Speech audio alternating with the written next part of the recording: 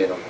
I don't know. I mean, I don't think they had much more something to do with this music, because this music represents the struggle of the people. Right. Either they be Black Americans or Caribbean, you know, Black people, or South Africans, or whoever, you know, that is being oppressed. So it's the music of the cry, you know.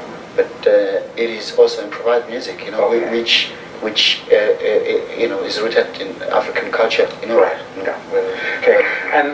And you know, you've been compared to John Coltrane and people. Who for you were the inspiration of your particular talent? Who inspired you? Well, I guess my father first. Yeah. You know, was he a jazz man? I mean, in this life, because I played music in another lifetime. Did you? So yes. Do you believe that you were a musician in another life? Yeah, I have. I mean, I don't believe it. I know it. You know, but I can't prove it unless we talk away from our body mind. You're not Elvis, are you? No, obviously not. Obviously not. I mean, that's something that you feel within you.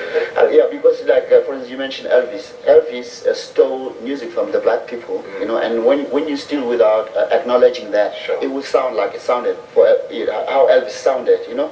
So I'm not into ownership. I mean, I don't agree even with the idea that I compose music, because there's so many factors that have contributed. You know, without the earth, I wouldn't have, you know, composed. Without the sun. Now you came down to Johannesburg with the Ngoma band, and by the way, ladies and gentlemen, Eugene Skeef is here in the audience. Where is he? Eugene, would you stand up? The leader of the Ngoma band.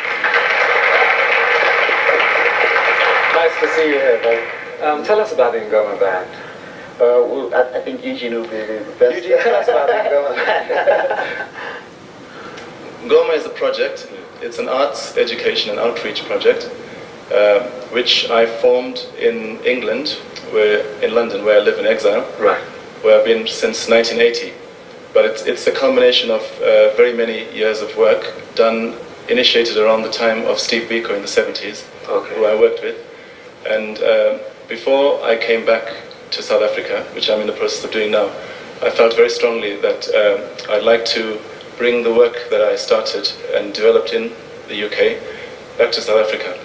And the theme behind it is to rekindle the majority of our people's sense of fulfillment, dignity and well-being, which is very much needed right now. I think that deserves a round of applause, ladies and gentlemen. All the best to you.